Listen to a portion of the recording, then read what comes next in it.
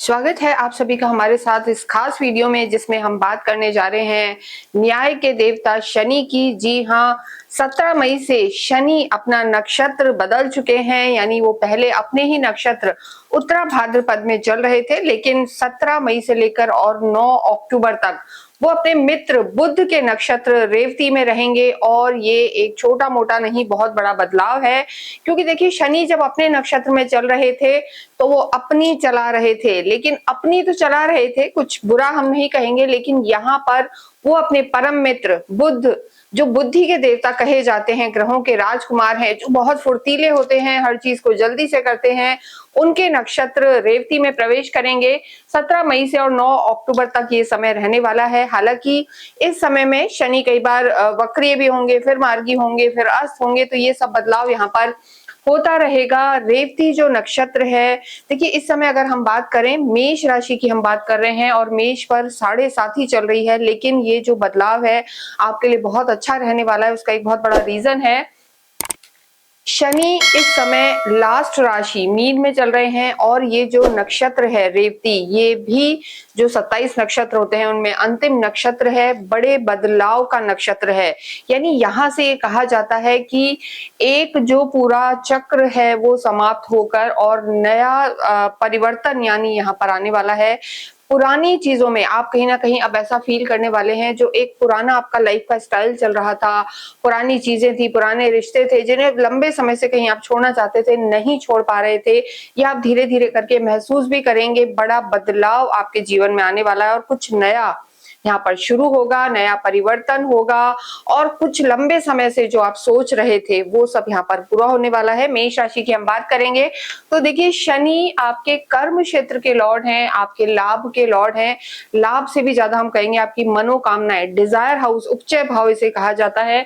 11th house जो है ये डिजायर हाउस है, इनकम हाउस है, यानी मनोकामनाओं को पूरा करने वाला हाउस है। और जब शनि रेवती नक्षत्र में प्रवेश करेंगे तो यहाँ पर आपकी मनोकामनाएं अवश्य पूरी होंगी। 12वें घर में शनि है, और अगर हम बात करें तो देखिए, शनि की जो दृष्टि है, शनि को 3 दृष्टियां प्राप्त हैं। तीसरी दृष्टि आपके कुटुंब, वाणी भाव, धन भाव पर है।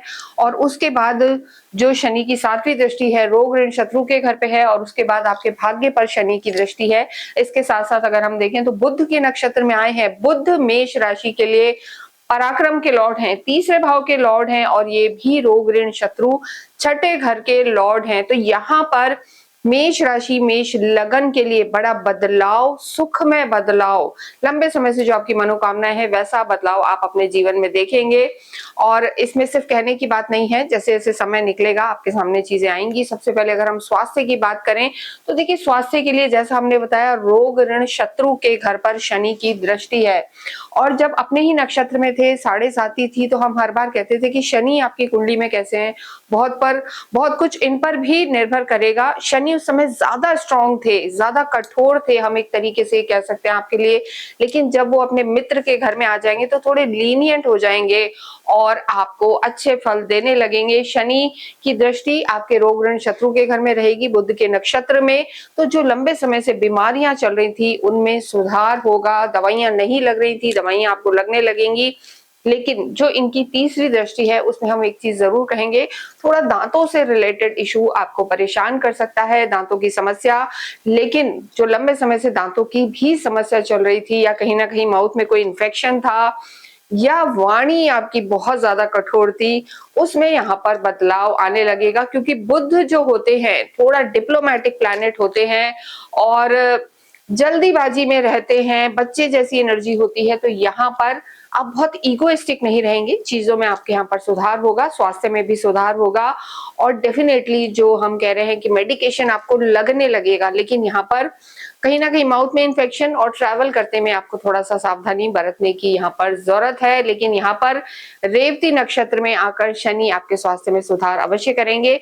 इसके साथ ही अगर हम बात करें आपकी लव लाइफ की, तो देखिए, लव लाइफ के तो लॉर्ड आपके सूर्य हैं हालांकि, और सूर्य की स्थिति यहाँ पर अलग है। लेकिन जो हम एक चीज कह रहे हैं कि शनि की दृष्टि है बुध में, बुध के ग्रह में रहते हुए, तो जो आपको कहीं ना कहीं एक ऐसी स्थिति थी कि आपकी वाणी के कारण, एग्रेशन के कारण, जो ईगो के कारण रिश्तों में दरार सी आई हुई थी या नो कम्युनिकेशन था, उन सब में यहाँ पर सुधार होगा। लेकिन देखिए इस नक्षत्र में भी रहते हुए अगर शनि आपकी कुंडली में खराब है तो ईगो पर आपको कंट्रोल करना होगा, वाणी पर आपको ध्यान रखना होगा। लेकिन यहाँ पर एक बड़ा परिवर्तन आप अपने रिश्तों में भी महसूस करेंगे, धैर्य यहाँ पर आपका बढ़ेगा और जो एक एडेमेंसी है वो उसमें भी यहाँ पर बदलाव आएगा। वैवाहिक जीवन की स्थिति देखें तो यहाँ वैवाहिक जीवन के लिए मेष राशि को बहुत अच्छा समय हम कहेंगे। उसका रीजन है कि शुक्र आपके 7th हाउस के लॉर्ड हैं, वैवाहिक जीवन के लॉर्ड हैं। शनि बुध के नक्षत्र में आए हैं। शनि, बुध और शुक्र ये जो तिकड़ी है ये परम मित्र होते हैं। तो ऐसी स्थिति, ऐसे भाव जो शनि और बुध दोनों के मित्र हैं, वहां पर डेफिनेटली यहाँ पर आपको लाभ होने वाला है, क्योंकि कोई भी अपने घर या अपने मित्र के घर को नुकसान नहीं करता है। तो वैवाहिक जीवन में तालमेल रहेगा। लेकिन देखिए आप मेष राशि हैं, मंगल आपके लॉर्ड हैं और थोड़ा फायर एलिमेंट है तो एग्रेशन आप में रहता है, तो इस चीज को आपको संभालने की जरूरत है। ईगो रखेंगे तो फैमिली थोड़ी कटी कटी रहेगी, तो ईगोइस्टिक ना रहे, कॉन्फ्लिक्ट ना रहे तो वैवाहिक जीवन भी यहाँ पर बेहतर होगा और गुरु की स्थिति भी आपके लिए बेहतर है। सिर्फ ना लव लाइफ, वैवाहिक जीवन, बल्कि जो आपके यंगर को सिबलिंग्स हैं उनसे भी आपके रिश्ते सुधरेंगे, बहन भाइयों से, क्योंकि देखिए बड़े बहन भाइयों का घर स्वयं शनि है और यंगर को सिबलिंग्स या आपका जो पीयर ग्रुप है, आपकी जो टीम है, वर्किंग एरिया है, वहां पर भी आपका तालमेल यहाँ पर बनेगा। तो मेष राशि, मेष लगन एक ऐसी राशि है जिसके लिए शनि का रेवती नक्षत्र में आना बहुत ज्यादा लाभकारी रहने वाला है। प्रोफेशनल लाइफ की हम बात करें तो शनि आपके कर्म क्षेत्र के लॉर्ड हैं, लाभ के लॉर्ड हैं, 7.5 चल रही है 12वें घर में। अंतिम राशि, अंतिम नक्षत्र, यहाँ जो आपका पहला चरण है, विदेशों से आपको यहाँ पर बहुत लाभ होगा।